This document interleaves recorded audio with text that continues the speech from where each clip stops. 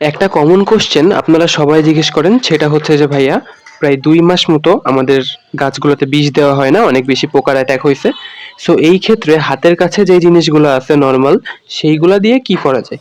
তো সেটা নিয়ে আজকে আসছি। ২ টা ইনগ্রিডিয়েন্টস দিয়ে তৈরি করে দেখাবো। খুবই কার্যকারী। তবে জানার আগে অবশ্যই চ্যানেল সাবস্ক্রাইব করতে হবে। তো চলুন যাওয়া যাক। তো এইজন্য ২ টা কমন উপাদান, একটা হচ্ছে ক্যারেট আর একটা হচ্ছে ম্যানসার। ক্যারেট আপনারা দেখতে পাচ্ছেন এবং এইটা হচ্ছে ম্যানসার। তো এই ২ টা কি, এইটা নিয়ে ডিটেইলস ভিডিও করা আছে, তাও আমি বলে দিচ্ছি। ক্যারেট হচ্ছে মাটির জন্য এবং ম্যানসার হচ্ছে ছত্রাকনাশক। তো এই গ্রুপের যেকোনো অল্টারনেটিভ আপনারা ইউজ করতে পারেন। এটা সম্পর্কে ডিটেইলস আলোচনা করা হইছে কিন্তু।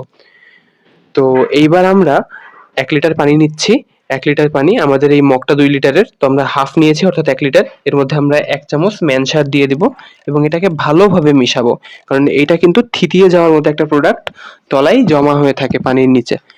এবং এইবার আমরা সেই ক্যারেটটা নিব এবং ক্যারেটের থেকে আনুমানিক ৫ ফোঁটা বা একটু কম বেশি হলে সমস্যা নেই, সেটা আমরা এর মধ্যে দিয়ে দিব। তো দেখতে পাচ্ছেন আস্তে, আস্তে এটা দিতে হবে। এবং এক্ষেত্রে যদি আপনারা ড্রপার ইউজ করেন তাহলে ভালো। বাট আমি আসলে পাই নাই। ড্রপার ইউজ করলে ৪ থেকে ৫ ফোঁটা আপনারা দিতে পারবেন। তাহলে ইনশাআল্লাহ হয়ে যাবে। তো এই ক্যারেটটা কিন্তু পানির সাথে মিশে একটা সাদা আভা তৈরি করে এবং এটাকে আমরা ভালোভাবে মিশিয়ে দিব। আর এবার এটাকে ভালোভাবে মিশাতে হবে কমপক্ষে ৩০ থেকে ৪০ সেকেন্ড। তো এই ক্ষেত্রে আমি ভিডিওটা একটু ফাস্ট করে দিচ্ছি যাতে আপনাদের সময়টা নষ্ট না হয়। আর এর পরবর্তীতে এইটা আমরা গাছে স্প্রে করে দিব এবং গাছে স্প্রে করার ক্ষেত্রেও কিছু সতর্কতা আছে। আপাতত মিশ্রণটা তৈরি হয়ে গেছে। তো এবার এটাকে আমরা একটা বোতলে ঢেলে নেব। তো দেখতেই পাচ্ছেন আমরা একটা বোতল নিয়েছি, তার মুখে একটা কাক বসিয়ে নিয়েছি বা কনিক যেটা আপনারা বলেন। তো এর মধ্যে এবার ঢেলে নিচ্ছি।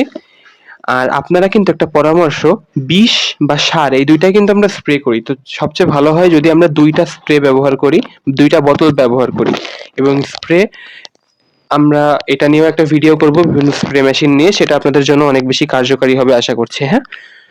তো এই যে আমরা হচ্ছে এখানে এটা বসিয়ে নিলাম এবং এবার আমরা আমাদের বাগান বিলাস গাছের কাছে চলে যাব। আমার আসলে কোনো গাছে সমস্যা হয়নি। জাস্ট আপনাদের পরামর্শের দেওয়ার জন্য আমি ভিডিওটা করছি। সো দেখতে পাচ্ছেন আমরা আমাদের বাগান বিলাস গাছে বেশ পাওয়ারের সাথে আমরা এটা স্প্রে করে দিচ্ছি, বেশ স্পিডের সাথে। তো ভিডিওটা যদি ভালো লেগে থাকে তাহলে অবশ্যই চ্যানেলটা সাবস্ক্রাইব করুন। ফেসবুক পেজ থেকে দেখে থাকলে পেজটা লাইক দিন এবং আমাদের সাথেই থাকুন। বিভিন্ন ধরনের ফলের ভিডিও কিন্তু আমরা শেয়ার করি, বিভিন্ন সমস্যার ভিডিও আমরা শেয়ার করি।